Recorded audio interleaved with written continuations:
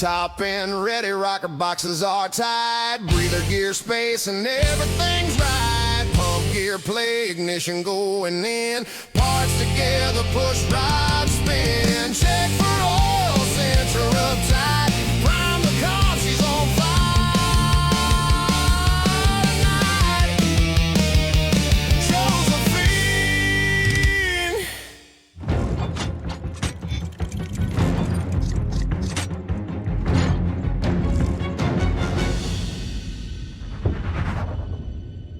Hello, my name is Ralph and welcome to the channel. It's my time, let's go. Today we're going to be working away on Josephine. I finally got a bunch of parts that I needed and we got to finish up the 3-speed, so we're going to start working away at this. I'm going to try and get as much of it together today as we can. I hope to run it a little bit, maybe get some oil through it and stuff. I'm not sure if I'll get time to fire it up today, but we'll see how it goes. So stick with us. We're going to start putting the rest of what needs to be done there on her, and we'll see how it goes from there. Start today by getting our new little chrome washers on everything. I had the old cruddy nuts there, but it really didn't seem much sense to put those on when the motor's so pretty. You could clean them up, but they'd rust quick, and these chrome ones will stay nice for quite a period of time. So for the couple extra dollars, the visual appearance in the end is a lot nicer.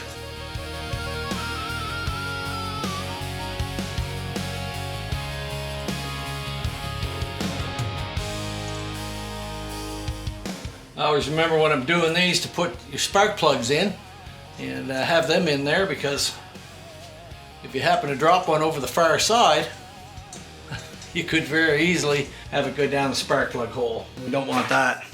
And if it hasn't happened to you, I'm sure you've had a buddy that it's happened to.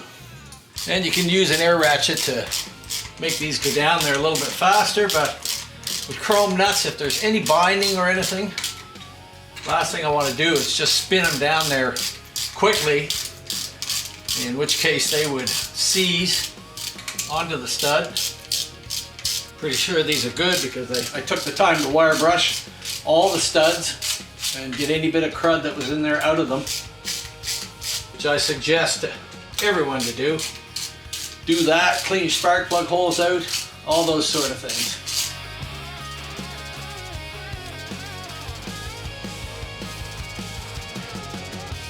Now, these always go on with flat washers. Don't use lock washers on these.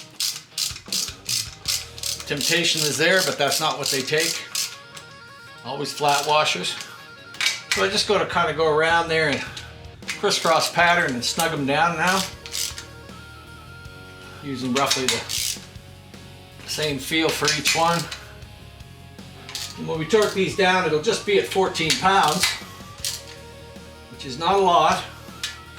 And once you've run the motor, you need to go around and torque them down again, because they'll loosen up quite a bit, and that's one of the nice things about having it here on the motor stand. You're able to deal with those things all at the same time. So I'm going to go around. I got my torque wrench set for about 8 pounds here, and so I'm just going to go around and do them all lightly there.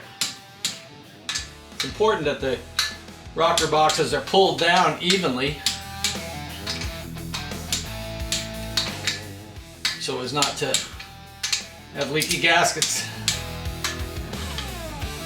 And we want them to set down square on the surfaces.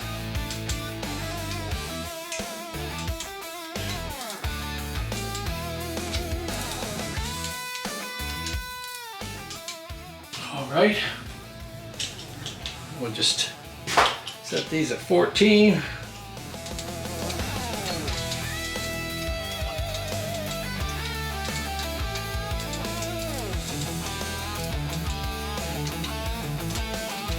Okay, here we go. So, got them all torqued down to 14, and that's where they should be.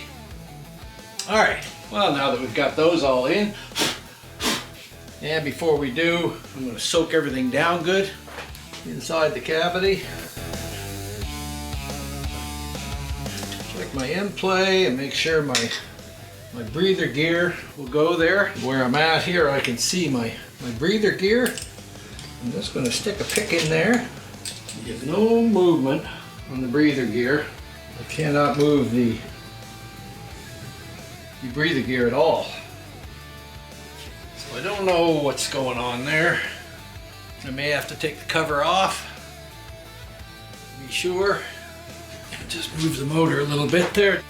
I got no end play in the breather gear there, so I'm gonna have to take the ignition out, take the cover off, see what's going on in there, and check it out, because I can't let it go like that. So when I stuck my little pick down into the screen of the breather gear and tried to move it, I couldn't move it at all. And I always like to see a little bit of play. They say 1 to 6 thou play in there is what you should have. And when I put this over here, over my gasket, I cannot get a 6 in there. I can just, it's snug. So I can just get a 4 thou in there. Place it across the gasket and measuring the spacer. The 5 doesn't want to go in there. And in order to be the proper spacing, you need to allow for a 6/1000th of an inch crush on the gasket. So I haven't even got 5 there. I'm going to crush the gasket into 6, going to lock it up tight. So sometimes it pays to just double check things over. Things can get missed, everybody does it. But I like to check those things, and there's a good reason why. That would crush in solid and start grinding in there against the aluminum. And nobody would be a happy camper. So I'm going to go through my, my spacers and see if I can get the appropriate spacer for it. And then I'll come back. So we've turned it around to verify our timing marks are in the right place, and they are. And I've changed the spacer here now, and I can just get a 9 in there. So 6, 7, 8, 9. Give me 3 thou clearance if all things work out all right. So I'm going to slip the cover back on, and we'll see where we are from there. And I'll turn it around so I can again feel my breather gear and make sure I've got some play there.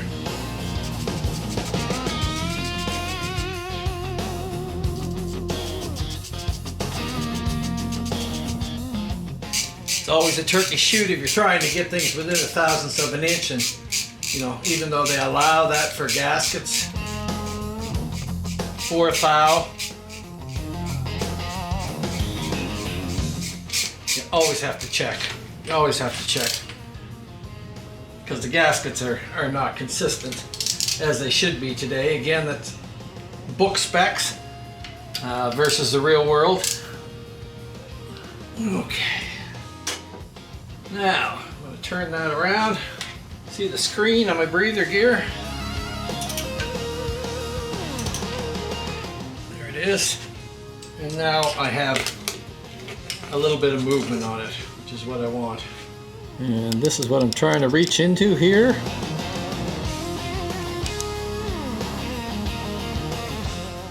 And you see I don't know if you can see that or not. I can see it moving. A couple thousandths of an inch in there, and that's what we're trying to get. And we'll just go and torque these at 90 to 120 inch-pounds.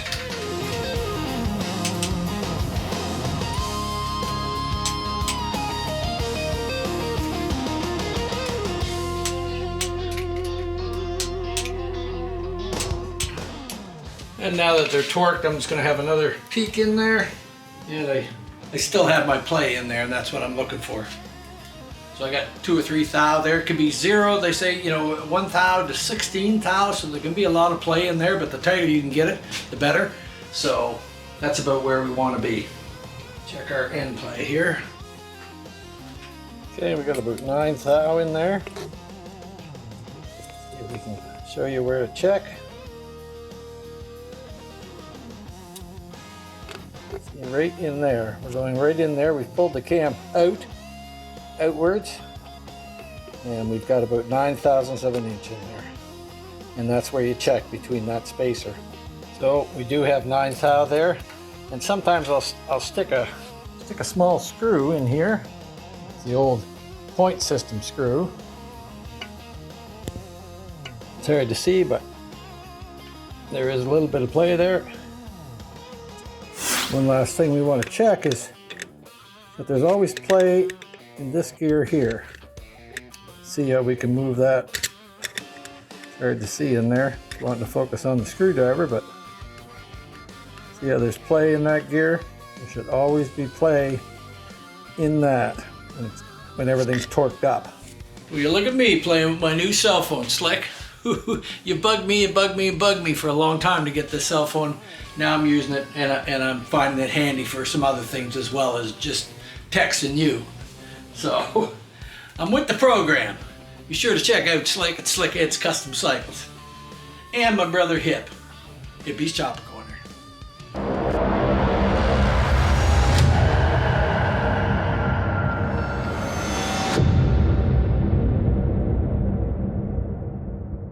Now I've got a brand new set of lifters here, and when you get them brand new, there's, you can just push them down in there like that. If you shake them, you should be able to hear the little check ball in there. And what I like to do is prime them a little bit. Is put a little oil in there. And of course, when you try now to push this down, that's not wanting to go down, and I'm holding it there to make sure that the check ball is holding it. And for installation now, I'll just put a needle up in there. And that'll allow it to squish down. So I'm going to go along and just do all these. Don't mix them up. They're supposed to be machined surfaces that work together. There we go.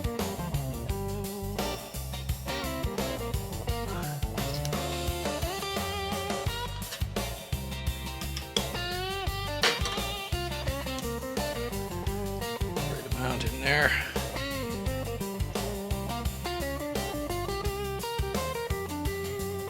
That seems to be holding. Slide that one in.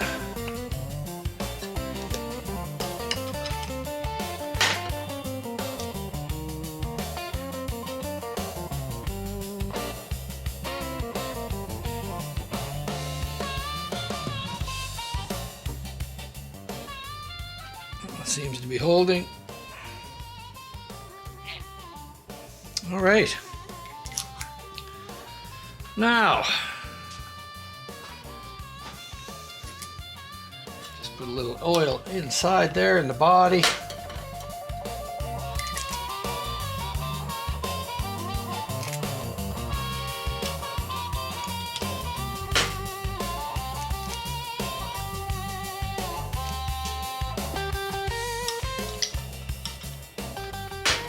Yeah, it's going to come out the little hole there, yes. We want to lube it up.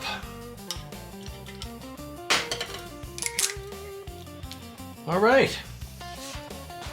Those are good to go. The ignition cup has a small indentation right in there, and that has to fit in that groove. Just like that. There we are. It snaps right into place there.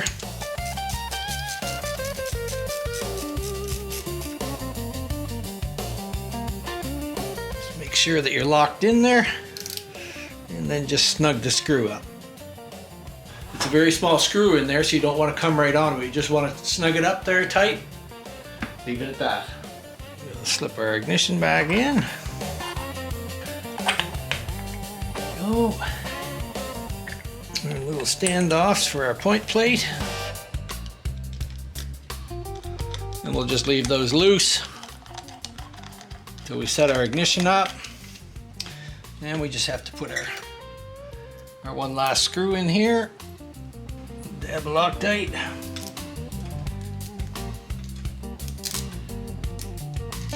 And we're going forward with this one instead of back this way. And the reason for that is that the ignition coil is up front on the FLTs.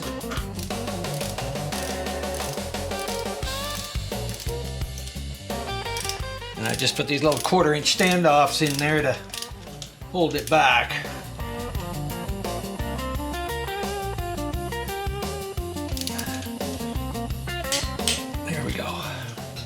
gear lube all over everything down in there.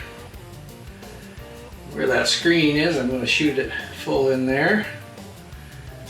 So when it comes time to put your lifter block gaskets in, you want to be really careful with them. They have a small oiling hole on each one, has it, and that's your oil feed hole to get oil to your lifters.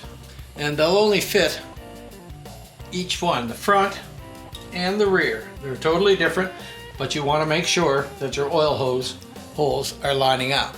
Now this is the rear one, and the lifters are flat on one side here. You can see that they're flat there, and they have a hole in them. That flat goes inside, not to the outside. It goes inside because that's where your oiling hole is. So we have to make sure that that goes inside. And the other one has to go the same, with the flat inward, because that's where the holes are. If you put them in wrong, you won't have any oil to the lifter. And upon fire up and running it, you'll develop quite a tick and a knock. So we should be able to hold these, and now I've lubed them all up with a little bit of pressure here.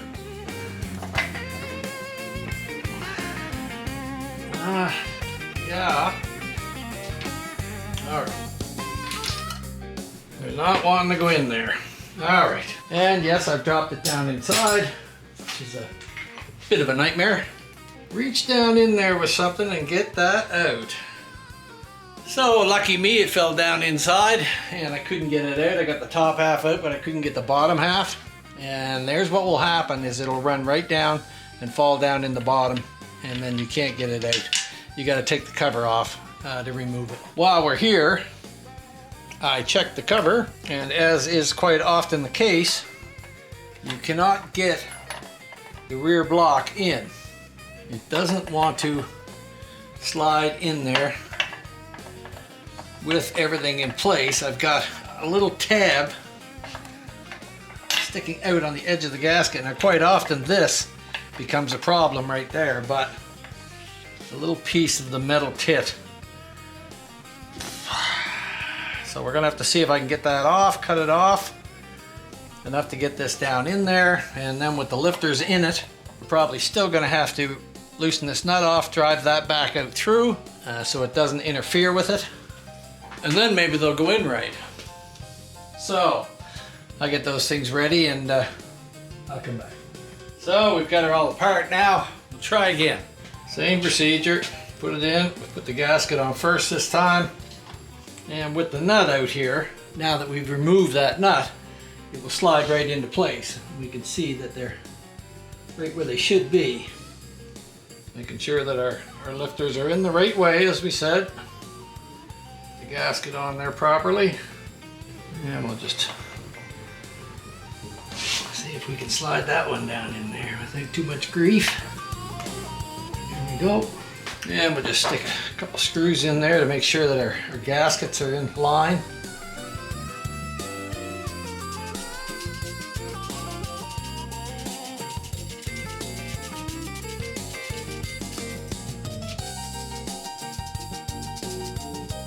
Okay, I'm going to go along and do this, put my cover back on, get everything back in place, and then we'll come along and do the next step.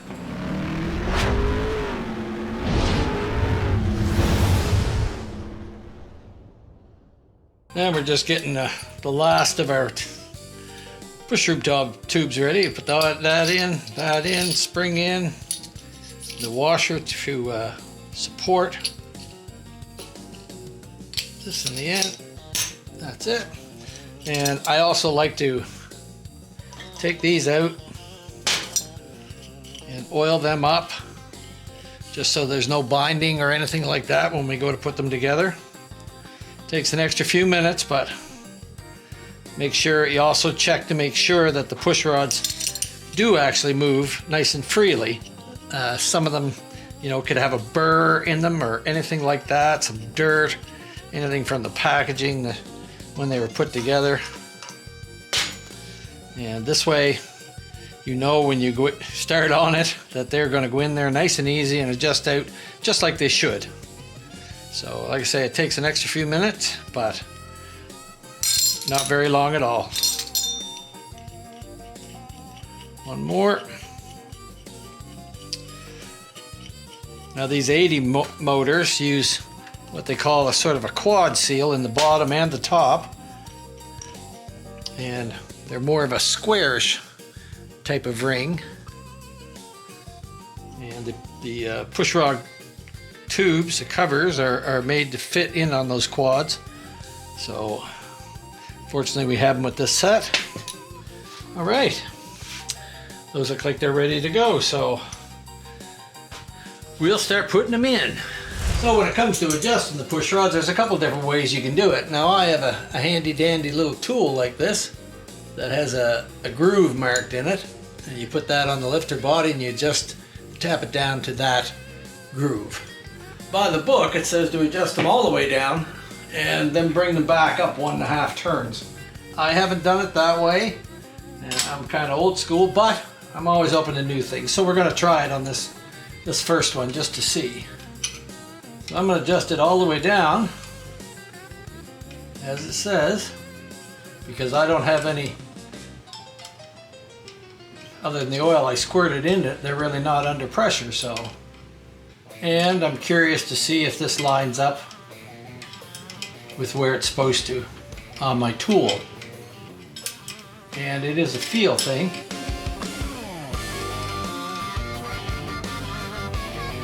Okay.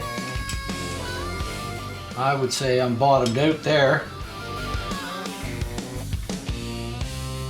We'll just put a little mark on that. And it says to come back 1.5.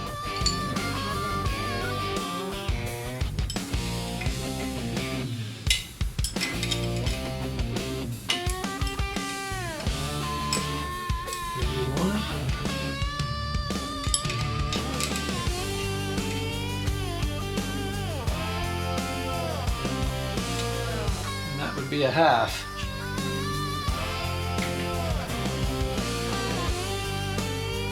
And that's just below my tool.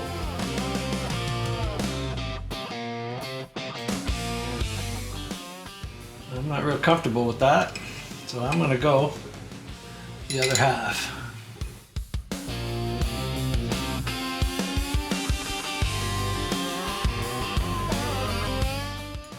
Just in line with my tool.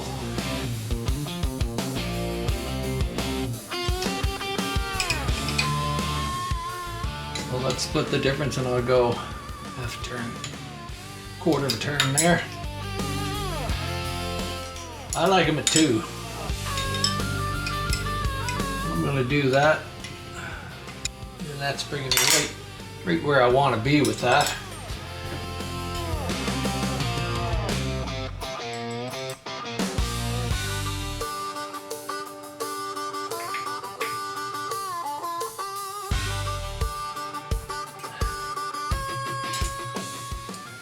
Should be it. 1 in a row. All right, so I'm going to go along and do the rest there. I don't really need you to watch how to do them. Now what we're going to do is bring this one up to the top, and bring this one down to the bottom. And turn that around. And if I bring them up to 2 and I find it's ticking a little bit, it leaves me another half a turn that I'm able to tighten them up if need be, comfortably. Whereas the other way, you're not sure where you are, and it's supposed to put you in the middle. All things being as they are, they're aftermarket parts, so you have to be careful with what you're doing.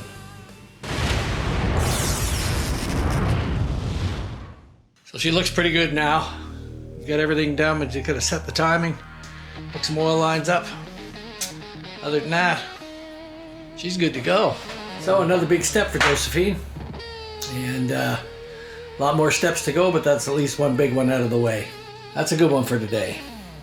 So before we move on too far today, I'm going to give you a little tip that's helped me out over the years, and I'm sure that many of you have had a problem with this, and you've been frustrated and you beat and you try to pry things out, and it just doesn't seem to want to go on right. And what I'm talking about is putting the pushrod tube cover on the intake side of the rear cylinder. Now on most 80 inches, they end up being very, very tight and close together. So when you're trying to get your clip on onto your push rod, onto the keeper, the small piece in between, I don't know what you want to call it, that has the spring and the washer and such inside, always wants to seem to interfere with the cylinder itself. And when you put your screwdriver in there and you go to try to put the top clip on, it just pushes that back a little bit and always catches on the cylinder, depending on the design. If you're ahead of the game, you can grind a bit off the cylinder before you start, but we rarely get that done. So what I've come up with is something after years of being frustrated about it, and I've come up with something that's just very simple, and I hope that I can help you all out. It usually takes two people to do it because it's easier for someone else to hold the piece than it is to try and hold it by yourself, but it can be done. So all I'm talking about is a small piece like this. And this is just a piece of stainless steel that I had. It's like 25 thousandths of an inch thick, like a thin piece of body metal or anything will work. And we've just put a curve in it, the same as the adjuster. And what we're gonna do is slip that in behind, then you go to put your adjuster on, bang, pop, it's on there. I'll show you where it goes. So if you just make it, and I'll show you on this one because it's easy to see, so that it will slip around the back side of that, and it's long enough to go down on the bottom of it. Now I can't get it in there right now because it's tight, and you will have to pop it out when the time comes. But what happens is this cup gets pushed backwards and catches on the cylinder there when you're trying to install it. So if you put this in, put your cup in, slide that in, around, so you're around behind it like that, and down below the lip. As this comes down, this keeps it off of the rear cylinder and makes it very easy to install it on there. So simple fix, works great. So this is what we're talking about, and when you try to put this up in here like this and you try to pry down, it always gets hung up on the back of the cylinder and you can't shove it down. So if we take our little piece and we just wiggle it in there behind it like that and down a little bit below it, get you to just hold the end of it there, just like that. That should keep it from catching on the cylinder. Make sure that your push rod is well seated up into the head and down in the bottom there.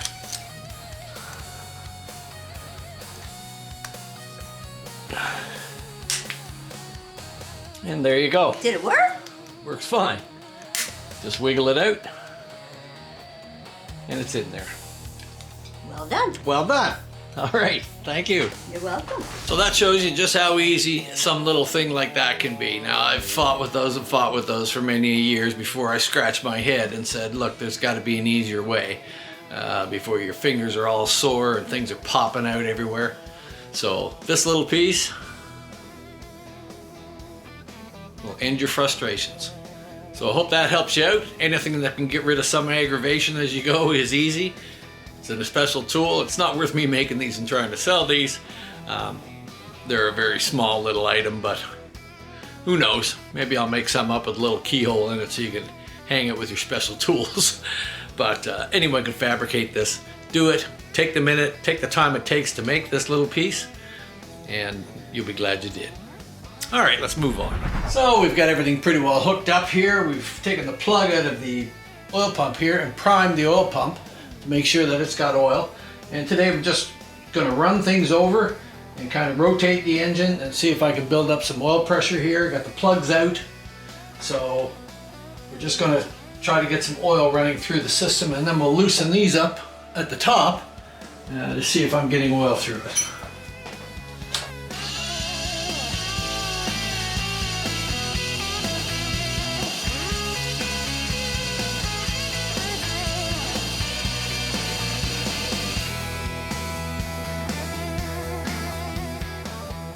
We do have oil pressure.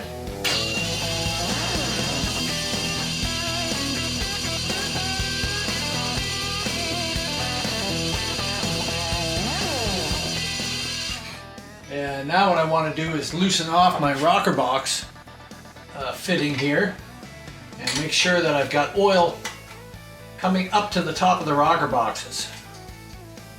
And we'll just have to quickly give it a touch there and see.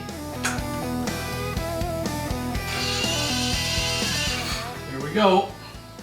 Lots of oil there.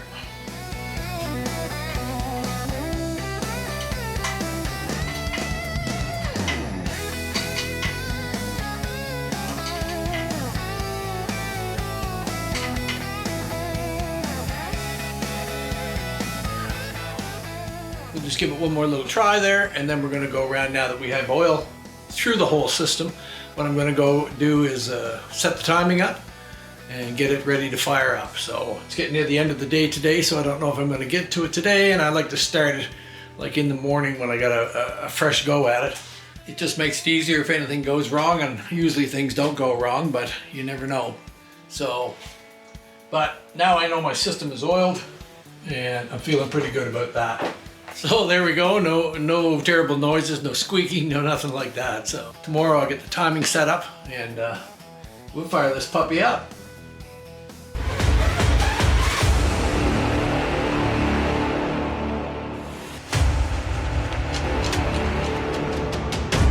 All right, so it's the next day and the next morning, and well, we're in the afternoon actually, but I think what we're going to do is get this thing ready to fire up.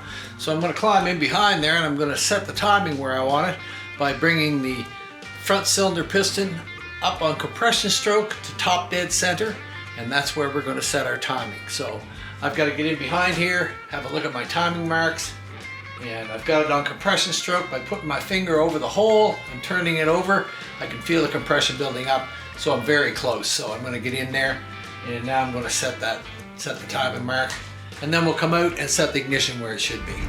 Well, the first mark we'll see is our front cylinder advance mark, the single dot, and then we're going to bring it up.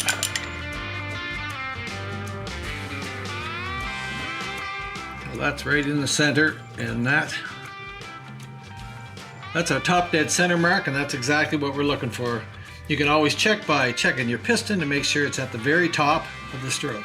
And don't forget to put your plug back in before you fire it up, or you'll have oil everywhere. So we're just going to put that back in. Snug it up. There we go. So we've got all our switches set, and they're all down on here because that's where, according to what we want set. The only difference would be if you were running a single fire is that the number 6 would be in the up position and the on position. But we're doing it with dual fire on our stand, even though we'll be running single fire when it's in the bike. This enables us to do it on the stand. So remember that all your switches are down, and number 6 is the one to watch for up for single fire and down for dual. So now we're going to turn our power on, and we're just going to rotate this till that comes on, and then we want to move it in a clockwise direction just till it goes off. See, just like that. Just right there.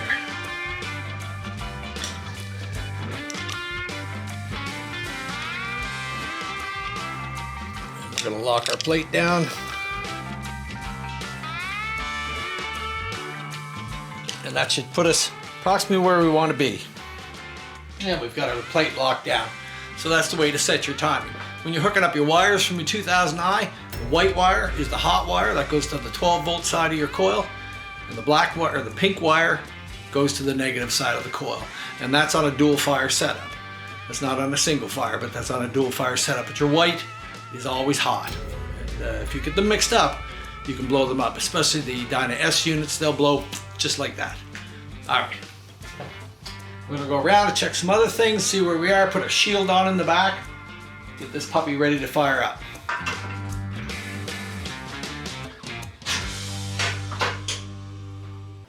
Safety first. Not that I've ever had the chain fly off, but there's always a first time for everything. And if it did, you'd want this shield on.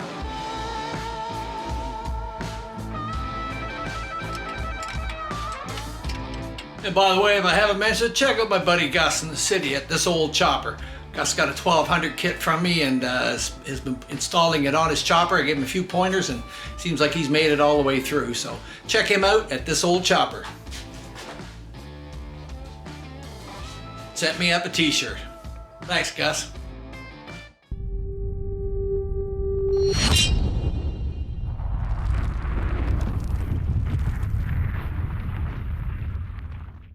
All right, I think I got everything set now. I've set the timing and got my gas filled up with fresh gas in here, hooked up, made sure my carb is squirting. That's what I want. My timing is on where it should be. And I'm just gonna rotate it over a few times just to make sure that the oil hasn't settled and that I've got oil pressure before I fire it up. I did yesterday, but for the matter, it takes a moment to do it.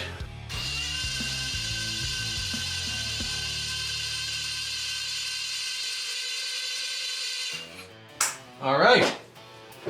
So now I'm just gonna go put my plugs in and a couple squirts of gas. We should be good to go. And we got the fuel on, so we'll make sure that we're getting some fuel in there, and we are. So we're ready to fire it up and give it a go and see what she does. Get the top end ready, chrome parts on, rocker boxes are torqued and tight. Breather gear space and the specs are checked, everything's tight and right. Pump gear play, lifters primed, ignition is going in. All parts together to make her sing, pushrod set to spin. Check for oil, the flow is there, enter all uptight. Prime the carb, ignition on, she on fire tonight. You are sounding sweet, my Josephine.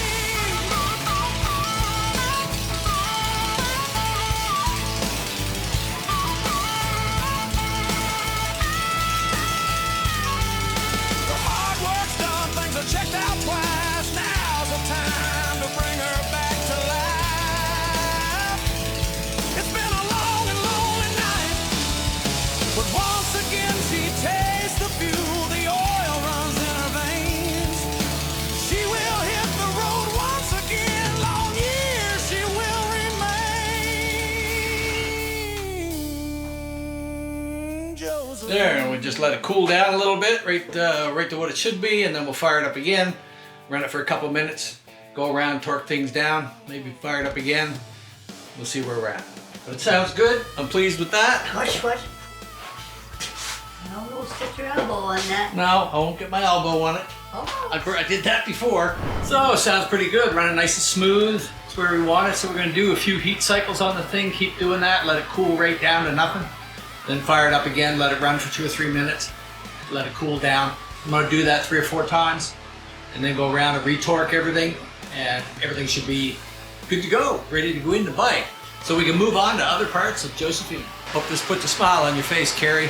After all this time of waiting and thinking about it, there she is, running. So if you enjoyed this video today, like, subscribe, comment, ring the bell, do those kind of things. It helps us to grow. This is one big step on the way to Josephine. You know, it came to me in a bunch of boxes and different pieces and parts done. And this is the thing I decided to tackle first, was to get the motor going and get it all together. It's one of the biggest worries when you go to put the whole thing together, and it's always nice to have it running. You know, when you slip it in, she's good to go. So now that I've got it that far, I feel a lot better about things. If you found anything informative in this video and you think it helped you out, buy me a coffee. Just go to the description, the link's in the description, you click there, go, you can buy me a coffee, buy me 1, 2, 3, whatever. I appreciate all of you out there that do, and every little bit helps. So next week, we're going to be finishing up the 3-speed transmission with reverse. It's been quite a fun project, and I've enjoyed it. She's in the box and just about ready to go home to her owner. So we're glad to see him have that, and it's another piece for his project. So if you're interested in this story about Josephine, and we've got a couple issues before this, and we're going to do the whole series on her as she comes together. You can check it out at the end of the video here. There's a link there, and it'll tell you where to go. So be sure to check out our other videos. Stick around. I haven't got nothing smooth to say like slick, like keep it slick. I got nothing like that, and I'm not the home of the sketchy jobber or the stock frame killer. I'm just an old guy puttering around here in the Great White North. So thanks for tuning in. We'll see you next week. Josephine.